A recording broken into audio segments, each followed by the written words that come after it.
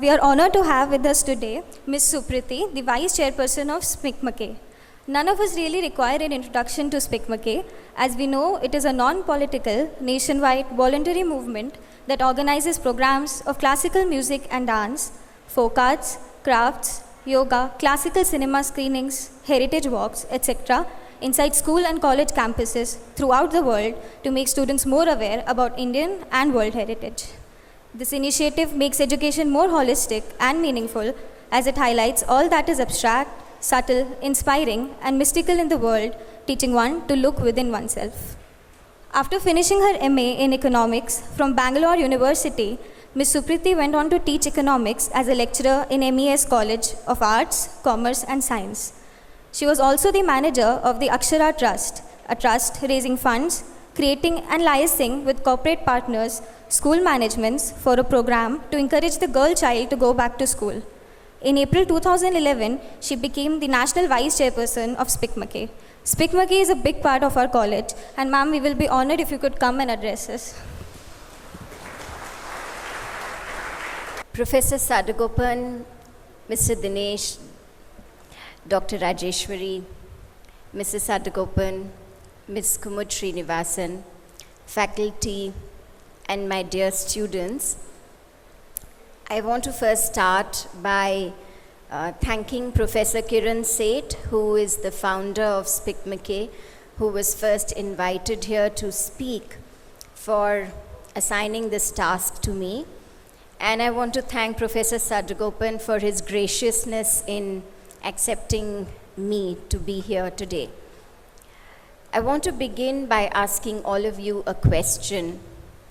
What is common to IIIT-B, IIMs, IITs, IISc, ISERs, engineering colleges, medical colleges, schools, CBSE schools, ICSE schools, international schools, Kendriya Vidyalayas, Jawahar Navodaya Vidyalayas, Army, Navy, Air Force schools, schools in urban areas, in large metropolises, in small towns, in remote villages of India, and Stanford University, Harvard, MIT, the London School of Economics, Singapore, Hong Kong University, Queensland University, and so on and so forth. I don't have to give you the answer because IIIT-B has been partnering with SPIC MACAY for a very long time. What's common to all these campuses across the world is the presence of SPIC MACAY. For those of you who don't know what this is, it is the Society for the Promotion of Indian Classical Music and Culture amongst youth. When you hear about it, you think that it's all about Nach Gana. You think it's about entertainment. But it is actually about something which is a little more than that. Because traditionally, our classical music was meant to be an offering to the gods. It was meant to be a way to pray. It was meant to be a way to evoke the blessings of the Lords. And in the process of singing, of dancing, our artists would help the audiences to connect with the divine being or the supreme force, whatever you want to call it. I think what SPIC MACAY does is, by making young students captive audiences, introduces these young students not just to the ragas and the talas and the different pieces in classical music and dance, but introduces students to that strange, unexplainable element which exists, which actually does a lot more work than all of us do put together. I think that's why the work that SPIC MACAY does is very critical to the education industry.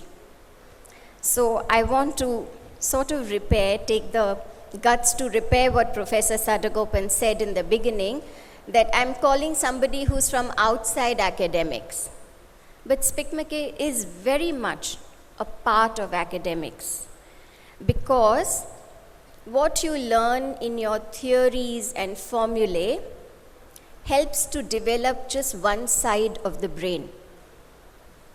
And what SPIC MACAY does is to make that education a little more holistic and help us to develop another side of our brain which ignites the creative forces, the intuitive forces, and helps us to connect with that supreme force which many of us cannot see, feel, believe, touch.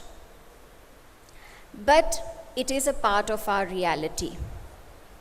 And acknowledging that helps many of us to understand why we are just a very tiny speck in the whole universe, and therefore probably very inconsequential, and therefore probably dispensable, and therefore probably not needed. So this big head that we get when we call ourselves successful can be diffused when we begin to acknowledge what and who we really are. To me, SPIC MACAY's largest contribution in my life has been this. I joined it in 1986 when I was doing my master's, and then when I began to teach at MES College at National Law School for many, many years, I started bringing SPIC MACAY into these campuses because I thought what I got as a student, I want to share with my students. This is one part of what SPIC MACAY does.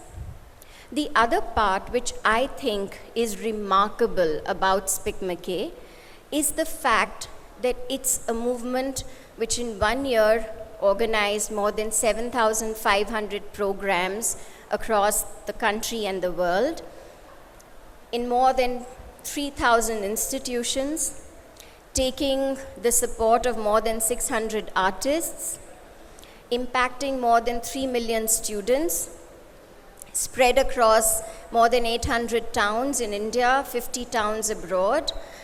It's amazing the kind of outreach it has. What's remarkable is this happens all on the shoulders of people who volunteer. We don't have more than 3 people who are paid a salary by SPIC MACAY. Everybody, whether in Ahmedabad, Patna, Lucknow, Bangalore, Cochin, Chennai, London, New York, Washington, everybody is giving a little bit of their time, and sometimes money, energy, effort, thought, to make SPIC MACAY happen. To me, in my mind, and I may be wrong, after India's independence movement, this is possibly one of the largest public movements. Why does it work? It works because when I give a little bit of myself, I actually get a lot more.